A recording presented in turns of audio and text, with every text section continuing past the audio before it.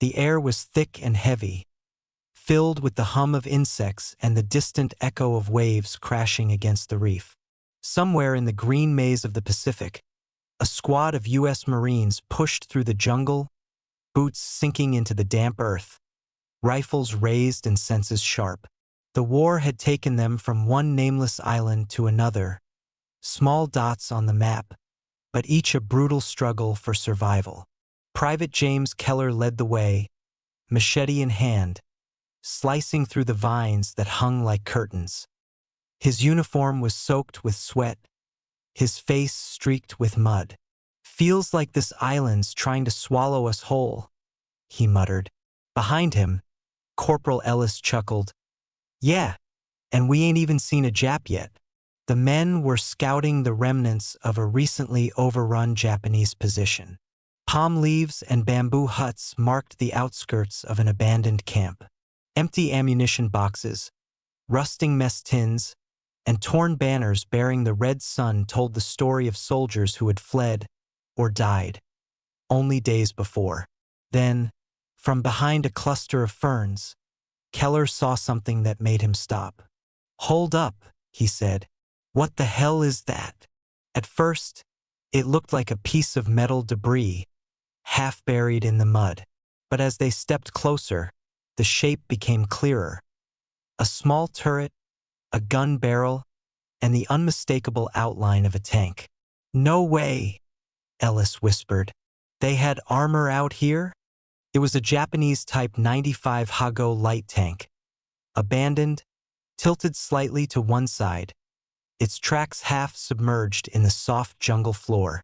The engine cover was open, vines curling inside like nature reclaiming its prize. The paint, once olive green, was faded and chipped. A small hole marked the side of the turret, the telltale scar of a bullet or shrapnel. The Marines circled it cautiously, weapons ready. Keller climbed onto the hull and peered inside. "Empty," he said. "They must have ditched it." The interior was cramped and stifling. Controls rusted, ammo boxes scattered. A small Japanese flag pinned above the driver's seat. Felt like stepping into a ghost's memory. Then someone laughed. It was Private Sanders, who had walked around to the front of the tank. "You guys gotta see this," he said, knocking on the armor plate with the butt of his rifle. The metal rang hollow. "It's paper thin. I bet the 50 could punch right through this thing." Keller frowned, stepped back, and raised his Browning M2 mounted on a nearby jeep. With a quick burst, BRRRT, the heavy rounds tore into the side of the tank. The metal peeled like tin foil. Silence fell for a moment as smoke drifted through the air. Then, one by one, the Marines began to laugh. "Damn," Ellis said, still grinning. "You call that a tank? My helmet's thicker than that." The laughter wasn't cruel, it was disbelief. These men had faced death in many forms, but they had never seen a tank so fragile it could be shredded by a machine gun. It was almost surreal, a reminder of how far the two armies were apart in equipment and industry. Still, there was something eerie about it. The Hago had been a symbol of Japan's might only a few years earlier, light, fast, and proud. Now it sat broken and forgotten, swallowed by the jungle, its story ending in mud and rust. Keller stood in silence, resting his hand on the bullet-riddled hull. "Guess this is what happens when old war dreams meet new firepower," he said quietly. As the squad moved on, the jungle closed in again, leaves swaying gently over the wreck. The tank would stay there for decades, a silent witness to a war that had swept across oceans and islands, leaving behind metal ghosts in the green. And somewhere far away in Tokyo, engineers once believed this little tank could change the fate of battles. But here, in the steaming heart of the Pacific, it had become nothing more than a relic, a story half buried in the soil, waiting to be rediscovered. By 1941, Japan's empire stretched across vast territories, from the icy plains of Manchuria to the humid jungles of Southeast Asia. The Type 95 Hago tank, once a symbol of progress, now rolled confidently across conquered lands. Soldiers admired its speed. Commanders praised its reliability. But deep within the armor's thin steel skin, a fatal truth lurked, one that would soon be exposed under the unforgiving fire of modern war. The Hago had been built for a different kind of battlefield: open terrain, light resistance, and the belief that Japanese bravery could overcome any mechanical shortcoming. Its armor was barely half an inch thick in most places. The rivets that held its steel plates together could pop loose under heavy fire. Inside, there was no internal lining, just bare metal. When a bullet struck the hull, hot fragments could ricochet through the cabin like shrapnel, turning the interior into a death trap. First, none of this mattered. In China, where Japanese tanks faced infantry armed mostly with rifles and machine guns, the Hago performed well. It crushed opposition, its small 37mm gun easily dispatching enemy strongpoints. Victories came swiftly, reinforcing the illusion that the tank was unstoppable. But the illusion shattered in 1939 on the windswept plains of Mongolia. There, at a place called Khakin-Gol, Japan's armored forces clashed with the Soviet Union. The Soviets fielded modern tanks, T-20 SIXS and BT-5s, with thicker armor and heavier guns. When the Hagos advanced, their shells bounced harmlessly off the Soviet armor. The Soviets returned fire, and the results were devastating. The thin plates of the Hago split open like tin cans. Entire crews were lost before they even saw their targets. After the battle, Japanese officers inspected the wrecks. What they found was grim. The Hago's armor hadn't just failed, it had disintegrated. Rivets had turned into deadly projectiles, tearing through the men inside. Engineers at Mitsubishi received urgent reports, but the empire was already committed to mass production. There were no resources to redesign the tank. Japan was preparing for war across the Pacific, and numbers mattered more than innovation. In the years that followed, the Hago became a common sight in every Japanese division. It rolled through the jungles of Malaya, the sands of the Philippines, and the coral beaches of the Pacific Islands. Yet the same flaw followed it: the paper-thin armor that offered almost no protection against the increasing power of Allied weapons. By 1942, the U.S. had brought new firepower to the battlefield. The Browning M2.50 caliber machine gun, a weapon originally designed for anti-aircraft use, could slice through the Hago's armor with ease. Marines quickly learned that a short burst was enough to pierce the tank's side. Some even joked that it could be stopped by a well-aimed grenade. On the island of Guadalcanal, a squad of U.S. Marines ambushed a small Japanese armored patrol. When the Hagos appeared through the palm trees, their engines roaring, the Marines opened fire. The heavy rounds ripped through the lead tank, flames bursting from its turret. The others tried to retreat, but the jungle offered no cover. Within minutes, all three were burning wrecks. Later, as the Marines inspected the ruins, one soldier tapped the armor with his rifle butt and laughed. "Feels like cardboard," he said. "I can't believe they went to war in these." For the men who fought inside those tanks, there was no laughter, only terror. Many crews knew their chances of survival were slim. Some welded extra steel plates over the hull, others stacked sandbags or logs around the turret, desperate for protection. None of it made a difference. Against the relentless power of American fire, the Hago was helpless. The irony was cruel. What had once been Japan's symbol of speed and innovation had become a coffin on tracks. Every shot that punched through its armor told the same story: a nation clinging to outdated beliefs while the rest of the world raced ahead in technology. By 1944, even Japanese commanders admitted what their soldiers already knew: the Hago was obsolete. Yet they kept sending them into battle, not because they believed in the tank, but because there was nothing else left to send. The Hago's thin armor had been its greatest weakness, but also its defining truth. It represented the limits of an empire stretched too far, fighting a war it could no longer afford. Its paper armor was more than steel. It was a metaphor for Japan's crumbling dream of invincibility.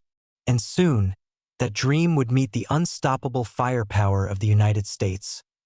In jungles, on beaches, and across the vast expanse of the Pacific, where the Hago's legacy would end in smoke and rust. Japan, 1934. The empire was rising. Its armies marched across Manchuria, carving new borders into Asia's map. Factories hummed with the rhythm of ambition, their smokestacks pouring into a sky filled with purpose and pride. The world was changing, and Japan's military wanted to change with it. Inside a modest workshop at Mitsubishi Heavy Industries, engineers gathered around a small wooden table covered in blueprints. Among them was Tomio Hara, a man whose quiet determination would shape Japan's armored future. He believed that tanks could move like cavalry, fast and fearless. But unlike the heavy steel monsters of Europe, Japan needed something different: light, agile, able to cross jungles and rice fields without sinking. "Speed is armor," Hara said simply, running his finger along the blueprint. "If we cannot outgun them, we must outmaneuver them." His words became the foundation of a design philosophy. In an era when nations like Britain and the Soviet Union were producing hulking, heavily armored beasts, Japan chose a different path. They envisioned a tank that could keep pace with infantry, deliver quick strikes, and operate on rough terrain where larger machines would stall. By 1935, the prototype rolled out small, almost toy-like compared to foreign models. It weighed barely 7 tons and carried a 37mm gun. Its 3-man crew sat cramped inside a thin metal shell, protected by armor no thicker than 12mm. But to the Japanese command, it was revolutionary. It was the Type 95 Hago, Ha meaning third design, and Go meaning model. The Hago was a reflection of its nation's spirit. Compact, efficient, and disciplined. Could move fast, nearly 45 kilometers per hour, powered by a simple diesel engine. It was cheap to produce, easy to repair, and perfectly suited for Japan's campaigns in China and Southeast Asia. When the first Hagos entered service, Japanese officers admired their mobility. Against poorly equipped Chinese forces, the tanks performed like modern samurai, swift, lethal, unstoppable. Villages fell, bridges were captured, and the myth of Japanese mechanized power was born. Propaganda films showed them rolling across open plains, the rising sun flag fluttering proudly from their turrets. But deep down, some engineers worried. They knew the armor was too thin, the gun too small. Against enemy tanks, it might not survive. Yet, in 1930s Japan, questioning military doctrine was dangerous. The empire's confidence was absolute. "Our soldiers' spirit will protect them," a colonel once said during a test demonstration. "Steel is not what wins wars, courage is." Still, in that moment, the Hago was a triumph. It embodied Japan's vision of a lightning-fast war machine, one that could carry its empire across Asia. It became the backbone of the Imperial Japanese Army's armored divisions, exported to every front line, from Manchuria to Burma. As the years passed, Hara's design became both respected and feared. In the early campaigns, it cut through enemy lines with efficiency. But beneath the glory, cracks were forming. The world was changing faster than Japan's engineers could keep up. Other nations were building stronger, heavier, and deadlier tanks, machines the Hago could never hope to challenge. By the late 1930s, whispers spread among Japanese soldiers who had faced Soviet armor at Kok-and-Gol. The Hago's shells bounced harmlessly off the enemy's T-26 tanks. In those fiery clashes, Hara's light dream began to fade. The speed as armor doctrine met the hard truth of modern warfare. Yet, despite its flaws, the Hago endured mass-produced, shipped to islands across the Pacific, where it would meet its final test against a new enemy, the United States Marines. For Japan, the Type 95 Hago was more than a tank. It was a symbol of ingenuity, of pride, and of the illusion that spirit alone could match steel.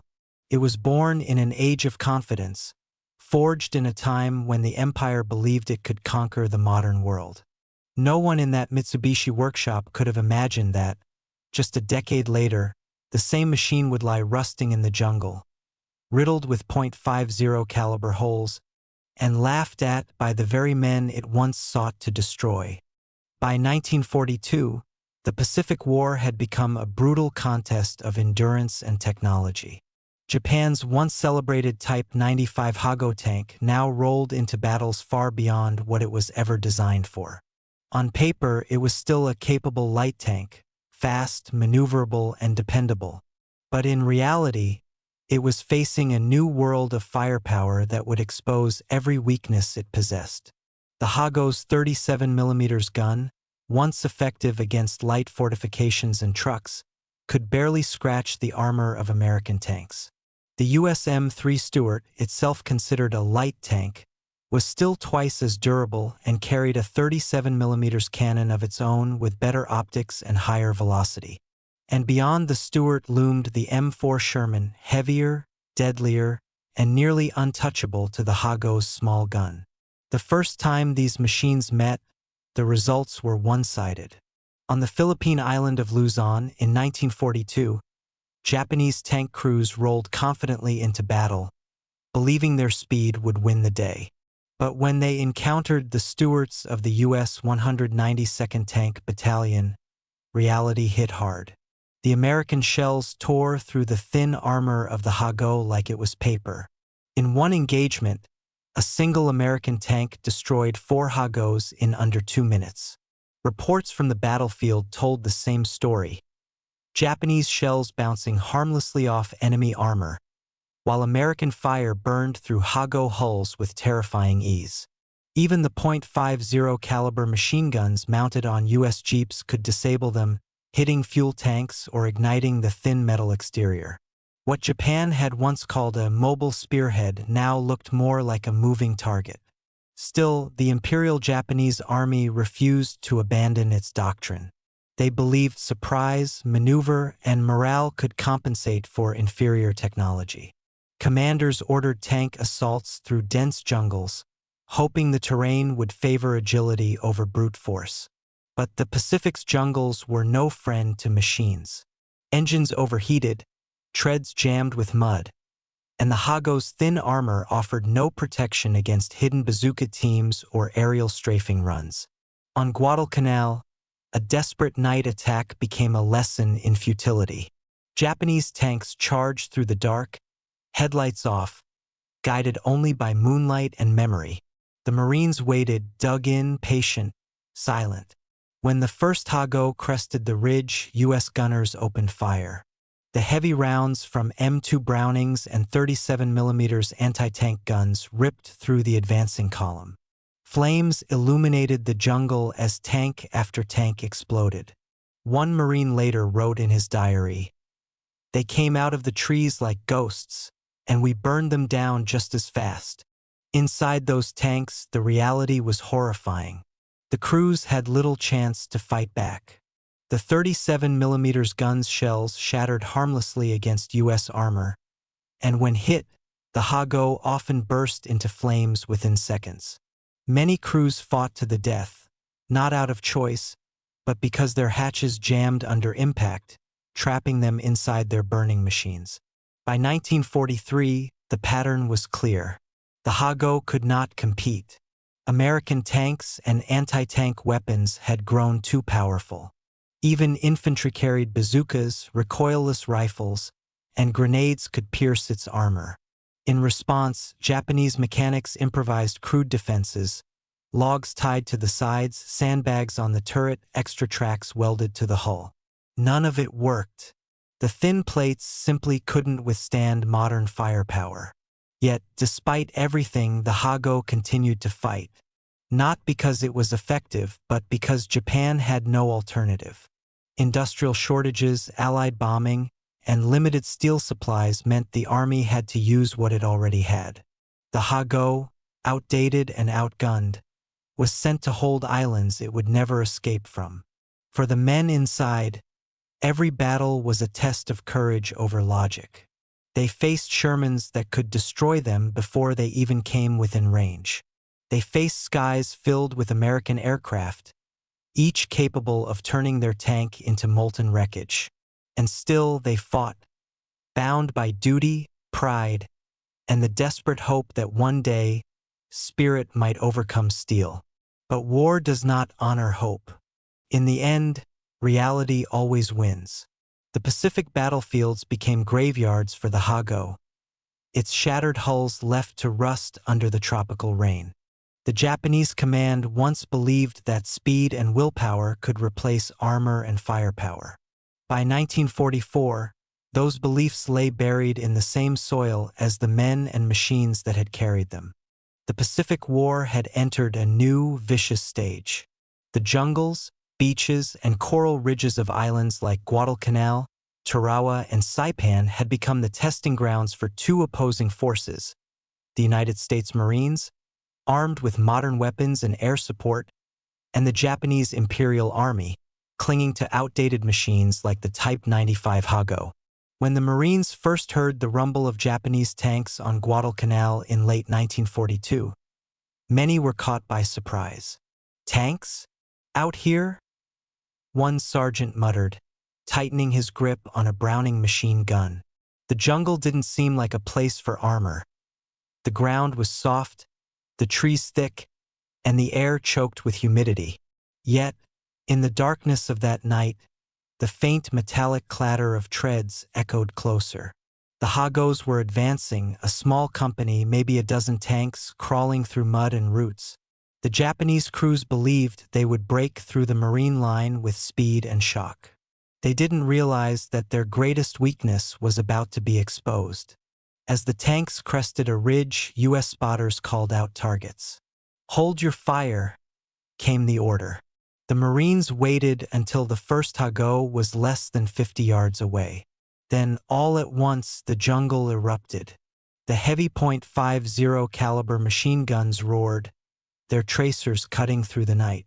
The first rounds slammed into the lead tank's turret, punching clean through. The engine burst into flames, lighting up the trees. The second Hago tried to turn, but its thin armor was shredded by gunfire. Inside, the crew had no chance. The heat, smoke, and splintering steel filled the cramped cabin in seconds. By dawn, the jungle was littered with twisted wrecks. A dozen Hagos destroyed, their blackened hulls silent reminders of Japan's misplaced faith in light armor. After the battle, curious Marines approached the wrecks. They tapped the armor with rifle butts, amazed at how easily it bent. "Feels like a coffee can," one said, laughing. Another pointed to the bullet holes that went clean through both sides. "Our .50 calories went straight through. Didn't even slow down." From that day on, the Marines stopped fearing the Japanese tanks. The Hago, once intended to bring terror, had instead become an object of grim humor. "Tin cans," they called them, but the laughter masked a deeper respect for the men inside those fragile machines who fought to the end, even when the odds were hopeless.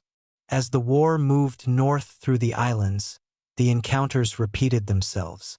On Tarawa in 1943, a handful of Hagos charged across open sand against dug-in Marine positions. They were met with bazookas, anti-tank grenades, and machine gun nests. None made it more than a few hundred feet. The coral sands became their grave.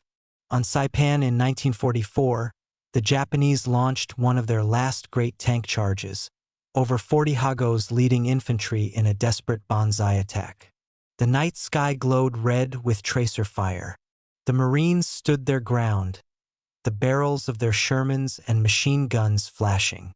When it was over, The field was covered in burning wrecks. The next morning, U.S. troops counted the bodies and twisted metal, every single Hago destroyed. For the Marines, these encounters shaped their view of the Japanese tank force. They no longer saw the Hago as a threat, but as a sign of Japan's growing desperation. Each wreck told the same story. Brave men sent to die in outdated machines, facing an enemy whose weapons had far surpassed theirs. Yet, despite the imbalance, the Japanese crews never surrendered. They fought to the last shell, often choosing death over capture. Marines who inspected the aftermath found pistols clutched in the hands of dead gunners, flags folded beside charred remains, silent tokens of duty and pride. The Marines learned to respect that resolve, even as they destroyed every tank that came their way. In letters home, many wrote not just about victory, but about the strange pity they felt. "They fought like hell," one Marine recalled, "but that little tank didn't stand a chance in this war." By 1945, the Hago was no longer a weapon, it was a relic still being used in a modern war. Against the industrial might of the United States, it was hopelessly outmatched. And yet, the image of those light tanks charging through fire and gunpowder stayed burned into the memories of every Marine who saw them. Because for all its flaws, the Hago had one thing no machine could replicate: the courage of the men who drove it into hell. To understand the Type 95 Hago, you have to step back far from the jungles of the Pacific and into the mindset of 1930s Japan. It was a nation on the rise, proud, disciplined, and convinced that destiny demanded expansion. Yet beneath that ambition was a crucial misunderstanding about the future of war itself.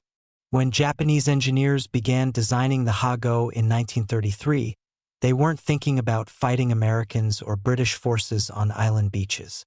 Their vision was shaped by Asia, wide plains, poor roads, and an enemy very different from what they would one day face.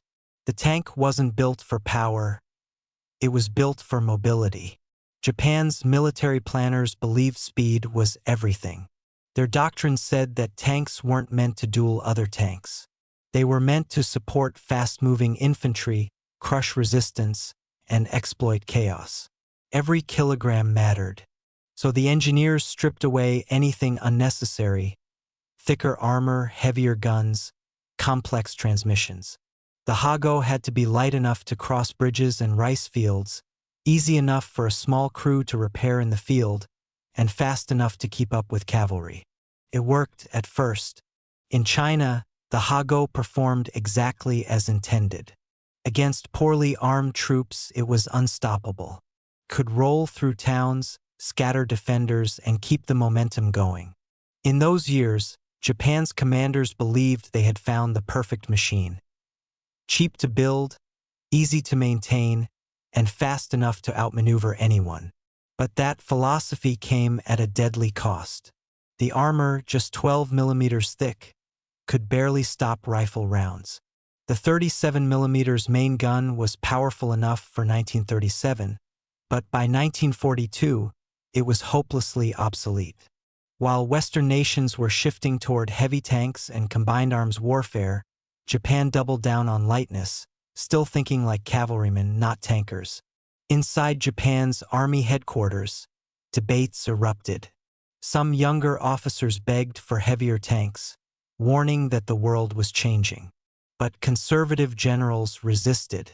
Heavier tanks meant slower production, weaker bridges, and new logistics Japan could not afford.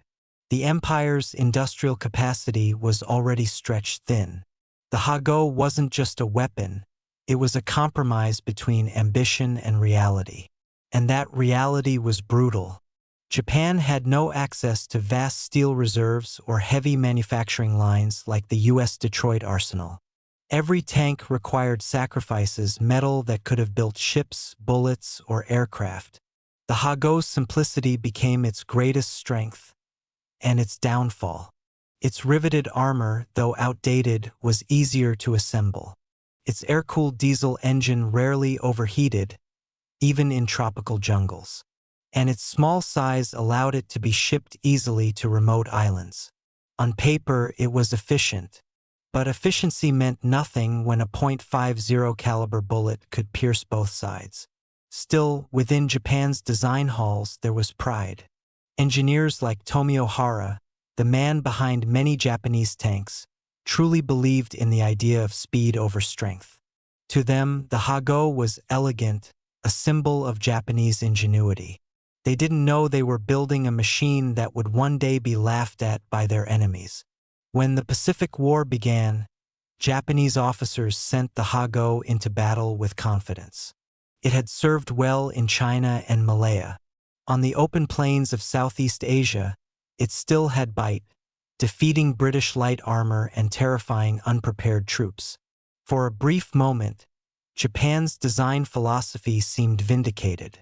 But then came the Pacific Islands, places like Guadalcanal, Tarawa, and Saipan, where mobility meant nothing. The jungle swallowed speed, the mud clung to treads, and American firepower turned the Hago's light armor into paper. The same design choices that once made sense now doomed its crews. By 1944, the men who built the Hago could only watch as their creation was obliterated in battle reports. Yet even then, they didn't stop building light tanks.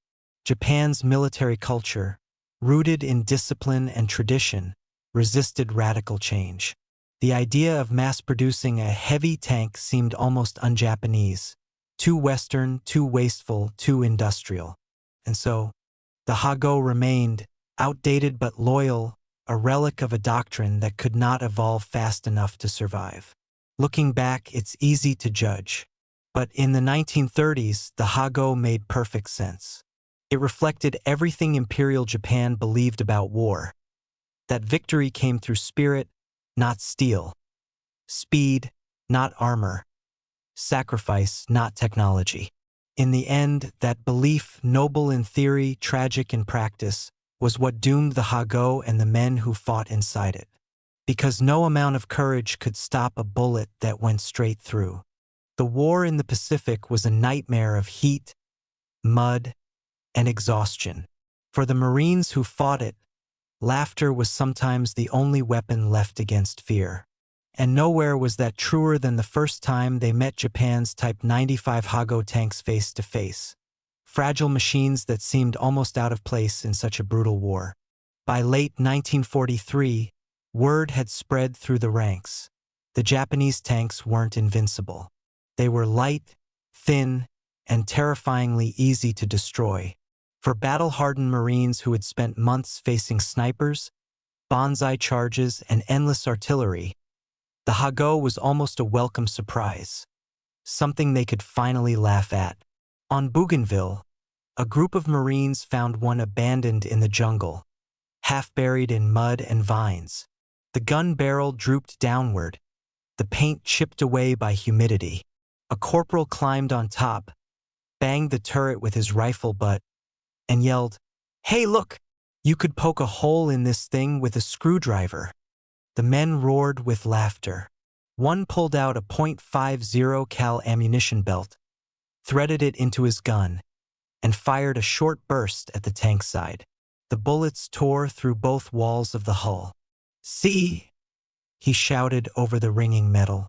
"Goes in one side, out the other." What started as disbelief quickly became a running joke. The Marines gave the Hago nicknames: the Toaster, the Paper Tank, and most famously, the Tin Can. In the middle of a war filled with death and misery, this strange, flimsy enemy armor became a kind of grim comedy. A reminder that even in chaos, soldiers could find something absurd enough to laugh at. But the laughter was always tinged with something else, a quiet respect. Because behind those thin metal plates had once been men who fought with everything they had. When the Marines opened the hatches, they often found burned uniforms, melted helmets, and sometimes letters written home in neat Japanese script. The laughter faded then, replaced by silence. On Saipan, after one night battle, a Marine unit came across a field littered with destroyed Hagos. The morning sun glinted off the torn armor and blackened steel. One young Marine kicked the side of a tank and said, half smiling, "Guess they really thought this was going to stop a Sherman." His sergeant didn't laugh. "They didn't have a choice," he replied quietly. "They went in knowing they were going to die." Even so, humor remained a lifeline. It wasn't disrespect, it was survival. The soldiers had to laugh or they'd lose their minds. After every battle, stories spread through the camps. How a single Jeep gun had shredded 3 tanks. How a grenade had split one open like a tin of sardines. How someone had cooked rations on the hot engine of a wrecked Hago. At night, around flickering campfires, those tales became legends. Part comedy, part warning. The Marines joked that the Hago was the only tank that runs on courage and bad luck. But as they laughed, they also knew what it meant. Japan was running out of steel, out of power, out of time. In one rare moment of calm, a war correspondent on Tarawa watched as Marines posed for photographs beside a captured Hago. They climbed its turret, draped an American flag over it, and grinned for the camera. "That's what beat us up at first?" one of them said, shaking his head. "Hell, I'd take one of these home and use it as a chicken coop." It was gallows humor born not from cruelty, but from the need to feel human again. These men had seen too much death to take anything seriously for long. And when they found something so absurd as a tank that couldn't stop a machine gun, they turned it into a moment of release. Laughter echoing through a battlefield that otherwise held nothing but screams. Yet, for all the jokes and jeers, the Hago had done its duty. It had rolled into battle when everything else had failed. And though it could no longer stand against the tide of modern war, it remained a symbol of courage, futility, and the strange, bitter humor that soldiers cling to when the world goes mad. When the Marines moved on, they left the wrecks behind, hollow, rusting shells swallowed by vines and rain. Decades later, those same tanks would still sit in silence, scattered across the Pacific, as if frozen in time. And if you stood close enough, you might almost hear the echoes of those old voices, the laughter of men who fought, survived, and somehow found humor in the unlikeliest corners of war.